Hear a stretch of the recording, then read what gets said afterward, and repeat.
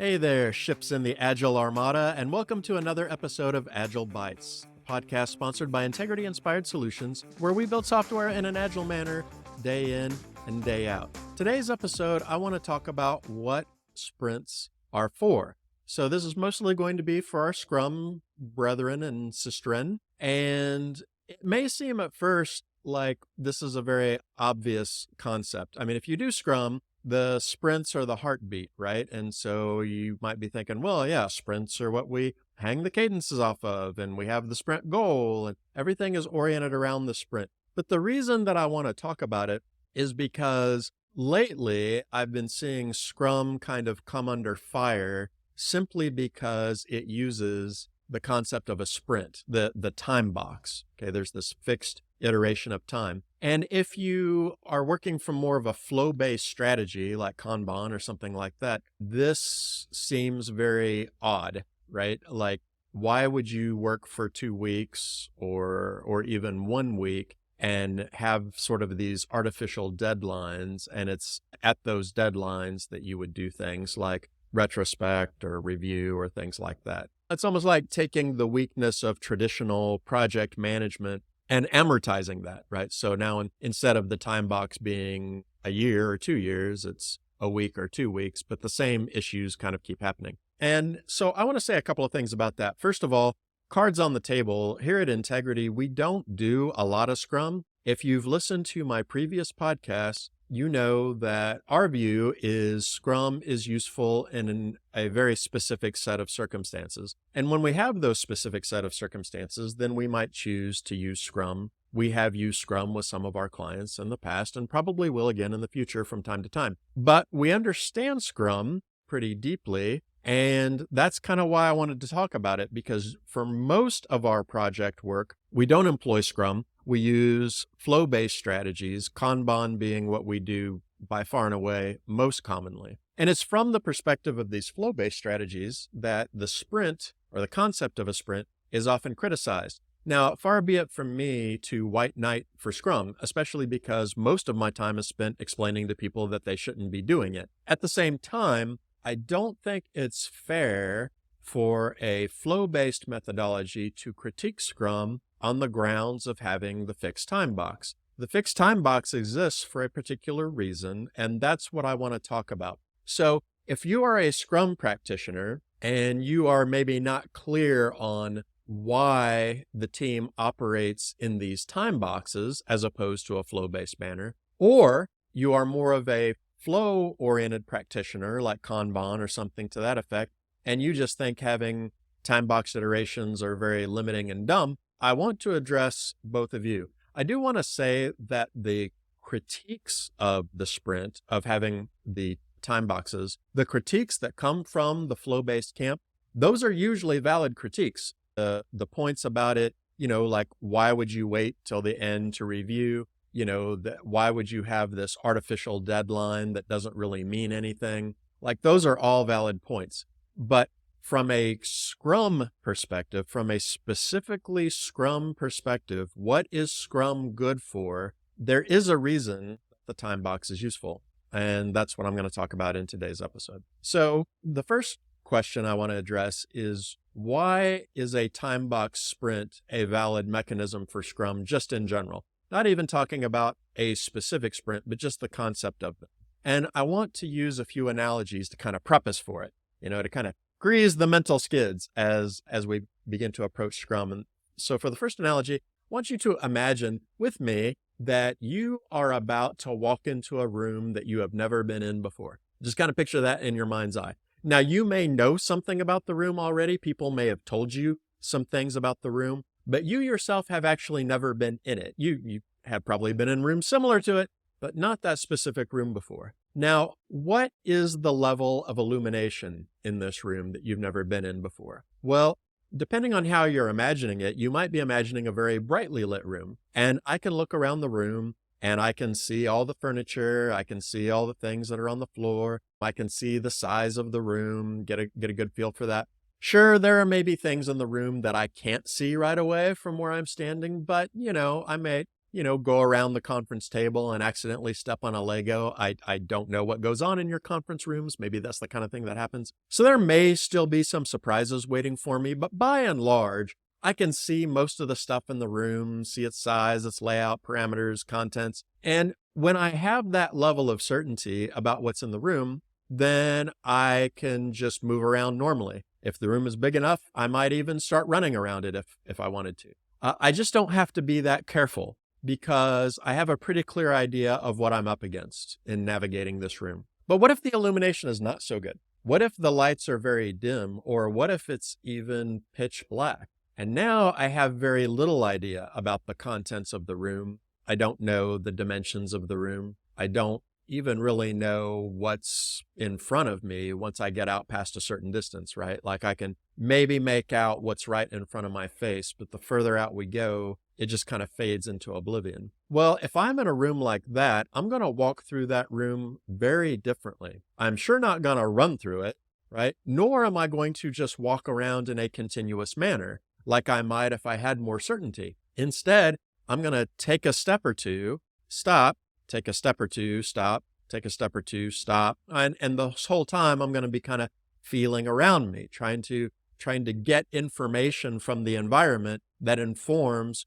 what I'm going to do next. So I'm going to take a couple of steps and stop. I'm going to feel in front of me. And if I feel like a piece of furniture, then I'm going to change direction, right? I have now gotten information from the environment that's going to cause me to pivot in a meaningful way. And then I'm going to start taking small steps in that direction. Why am I walking in this small incremental manner? Why am I only taking a few steps, stopping, kind of figuring out what's going on, and repeating that process over and over? Why don't I just walk through the room in a flow-based manner, in a continuous manner? Why do I have these artificial pauses? Because what I'm trying to do is minimize my risk on the basis of what I know, right? So I only feel confident taking a couple of steps at a time. That is the maximum investment I'm willing to make in my locomotion when I'm in a room where I don't know what's waiting for me. Let me move the analogy to something else. Imagine that you are investing in the stock market, and I'm telling you about a brand new company, and they just went public, and these people are going to go far, and I'm showing you the fundamentals of the company and things like that, and they all look good to you. Are you going to drop your life savings into that investment? Well, you might. You shouldn't, but what you should probably do instead is make a small, very manageable investment and see what happens, right? Or maybe the investment's very volatile. Maybe you're getting into crypto or something, right? Is it wise to put all your money into the latest crypto investment that you see? I think we can all agree that's not very smart. But what you might do is put in $100 or a few $100s or $1,000 and then see what happens to that investment. And if things go well, you might continue to add to it. If things don't go well, then you might pull your money out or leave it there until such a time that maybe the investment turns around or something like that. Now, if instead you're buying stock in, say, Apple, well, then you might put in more money, right? You might not just put in $100 to quote unquote see what happens. We know that Apple stock does pretty well. At any given time, it might be up or down, but over time, like it's a very demonstrated track record. You have a lot of certainty of where Apple stock is going over time. It's not a guarantee, but you have a lot of certainty about it. And when you have a lot of certainty, your commitment can be bigger, right? You feel more comfortable making a larger investment because you have the higher degree of certainty. But if you're in a volatile situation, if you're in a situation where you don't know what next week is going to bring with this investment, you're going to do small pieces, get it out there, wait a minute, see what happens, and then use that information to determine if you're going to commit more or less. Think about investing in a marketing campaign. Maybe your company already does this, right? And you are trying a brand new marketing campaign to a brand new segment with brand new messaging. How much money are you going to invest in that campaign? Are you going to invest the same amount of money that you would when you're doing something that has an established track record of bringing you in new revenues? No, it's experimental, right? Like you don't know what's going to happen. You don't know how those people are going to respond. So you're going to limit the run, right? Maybe you're going to limit it to a certain time frame, or you're going to limit it to a certain dollar amount if you're running Google ads or something. The point is when we don't know what the outcomes are going to be, we instinctively limit our commitment. we instinctively limit our investment. We see how that goes, and then on the basis of that, we then begin to make changes. So when we're talking about sprints in general, the sprint is a commitment limiting mechanism. It is an investment limiting mechanism. It is a way to say we as an organization are willing to invest in this amount of time and this amount of money to make that forward progress. We're going to see what happens, and then we're going to see if we want to keep investing in that direction or not. Should we keep walking in this direction? Should we keep adding dollars to this stock we've invested in? Should we keep running this marketing campaign? Should we run it to more people, put in more dollars, more time? The sprint is the mechanism for limiting your commitment to ideally a very small amount, so that then you can stop, look, feel around in your environment, see what's going on, and then make a decision from there. That's the idea behind the sprint. It's not about having a cadence. It's not even, I would say, primarily about helping with focus. It is instead about limiting your commitment. It's limiting your risk to something very small. And you're saying, I'm willing to invest 2 weeks in this direction or 1 week in this direction, and all the time and money that is involved in that. And then we'll see what happens, right? So that's why it's a time box. A time box is a very natural way to do that. I suppose an organization could just as easily sprint with money. They could say, we are willing to go in, $20,000 increments or something like that. It's just time and money in software production are very closely related. It's usually quicker and more intuitive for most people to think about it as time rather than a set dollar figure, which requires a little bit more math for most people, right? So that's the idea behind sprints in general, is they're a mechanism to limit your commitment. So when a Kanban person looks at the sprint and they're like, why would you have that artificial deadline in there? Well, it's because we're trying to limit the risk based on what we know, right? And so we are constraining how much bleeding a bad investment might make. It's a very tiny. If we lose $100, that's not so bad than if we lost $1,000 or $1 million, right? If we lose 2 weeks worth of development or something that isn't going to turn out well, or the market's not going to like, that's not great, but it's certainly better than losing 6 months, right? So it's a limiting mechanism. When we look at an individual sprint, the dynamic sort of flips around, okay? It's still the same thing. It's still an investment control mechanism, but the dynamic flips around because an individual sprint has a sprint goal, right? So my team is doing a sprint. As part of that sprint, we have to justify the existence of the sprint. What is the new capability that this sprint is going to offer? And it could be anything, right? So let's say that this sprint's goal is we want to allow our website to accept business from Canada. Like that's the goal for this sprint. So now, as an organization, the time box allows me to measure how much I'm willing to spend or commit to that goal, right? So you're telling me that if I invest 2 weeks of development, I will get the ability to bring in business from Canada. And now I can make a business decision about that value. Is it worth 2 weeks to me? Maybe it's not. And if it's not, then I can say, I'm sorry for my 2 weeks of expenditure, you're going to have to give me more than that. Or I might go, yeah, that seems like a pretty fair deal. I give you 2 weeks, you give me the ability to bring in business from Canada. That's a good deal for me. That's a good trade. Or I might say, hey, if you can give me that value in 2 weeks, that's amazing. I'll make that deal all day long. That's a good trade for me. However much it costs me to develop for 2 weeks and the ability to bring in business from Canada. Yeah, that's a great deal. Let's do it. So the sprint is still a risk control mechanism. It's still an investment control mechanism, except now when we look at an individual sprint, we have the added ability to negotiate around a sprint goal. And that's why this is a negotiable process, right? When my team comes up with the sprint goal, it has to be something that's worth it to the business in exchange for that sprint, okay? Trade is occurring here. My team is getting 2 weeks of time, and I am giving you something for those 2 weeks. Now, can you do this in a flow-based way? Yes, absolutely you can. You don't need sprints to do this. But what sprints provide is a nice, easy, high-level way for both parties to reason about the value the team is going to deliver and what the organization is willing to spend for that value. Okay. It's a very easy reference point, right? 2 weeks, you're going to get this. Is it worth it? If not, then one side of the equation needs to change in order for this to be a more equitable exchange, right? And the sprint provides a mechanism for having that conversation in a very easy way. We can all conceptualize 2 weeks. Organizations know what 2 weeks cost them in software development, or at least have an idea of it. They know what 2 weeks cost them in time for sure. And now we can have that negotiation, and the sprint provides a container to have that negotiation.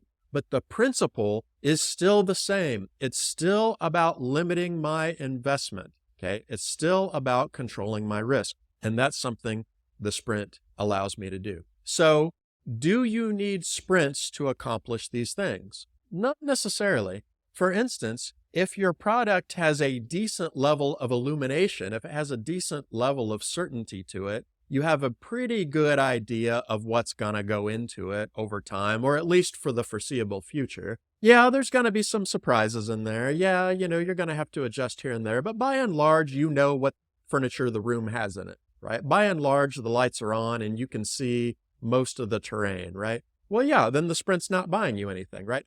If I'm in a well-lit room, I don't need to take 2 steps forward, stop, and feel around with my hands. That's unnecessary. In fact, I'm slowing myself down unnecessarily, right, to do that. This is one of the reasons why I think Kanban practitioners criticize the sprint so sharply, because if you're in an environment where continuous flow is useful, which I would say is most software development environments, then a sprint only slows you down. A sprint only causes you problems. It only is unnecessary overhead. It's unnecessary cruft. It limits you too much. It limits you too much because continuous flow is exactly what fits what you're doing. But for a situation where continuous flow could get you into trouble, for instance, a very highly volatile experimental situation where we need to produce a little bit, stop, chill out for a while, let the market tell us what's going on,